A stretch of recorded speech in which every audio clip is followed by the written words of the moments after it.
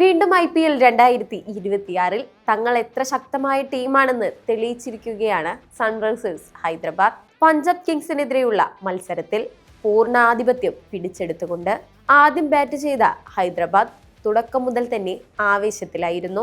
അഭിഷേക് ശർമ്മ വെറും 13 പന്തിൽ 35 റൺസും ട്രേവിസ് ഹെഡ് 19 പന്തിൽ 38 റൺസും നേടി പവർ പ്ലേയിൽ തന്നെ 79 റൺസ് എടുത്ത് കിടിലമൊരു തുടക്കം നൽകി. ആദ്യ വിക്കറ്റുകൾ വീണ ശേഷവും ഹൈദരാബാദിന്റെ റൺ പ്രവാഹം നിർത്താനായില്ല.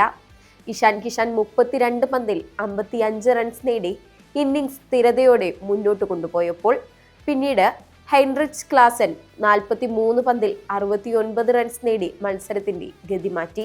അവസാനം നിതീഷ് കുമാർ റെഡ്ഡി വെറും 13 പന്തിൽ 29 റൺസ് നേടി ശക്തമായ ഫിനിഷിംഗ് നൽകി. ഹൈദരാബാദ് 20 ഓവറിൽ 235 എന്ന സ്കോറിലെത്തി.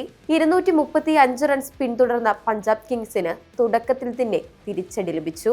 പ്രിയാൻ ഷാരിയും പ്രഭ്സിമ്രാൻ സിംഗും വേഗത്തിൽ പുറത്തായി. പക്ഷേ കൂപ്പർ കൊണോലി 59 പന്തിൽ 107 റൺസ് നേടി ഒറ്റയ്ക്ക് പോരാടി ടീമിനെ മത്സരത്തിൽ നിലനിർത്താൻ തന്നെ ശ്രമിച്ചു. ഹൈദരാബാദ് ബൗളർമാർ സമ്മർദ്ദ സാഹചര്യത്തിൽ മികച്ച പ്രകടനം കാഴ്ചവെച്ചു. ശിവാങ് കുമാറും മികച്ച വിക്കറ്റുകൾ നേടി ടീമിനെ മുന്നോട്ട് നയിച്ചു. ഒടുവിൽ പഞ്ചാബ് 202 ഒതുങ്ങി 33 റൺസിന് പരാജയപ്പെട്ടു. ഇതോടെ ഹൈദരാബാദ് വീണ്ടും ശക്തമായ ഒരു സന്ദേശമാണ് മുന്നോട്ട് വയ്ക്കുന്നത്.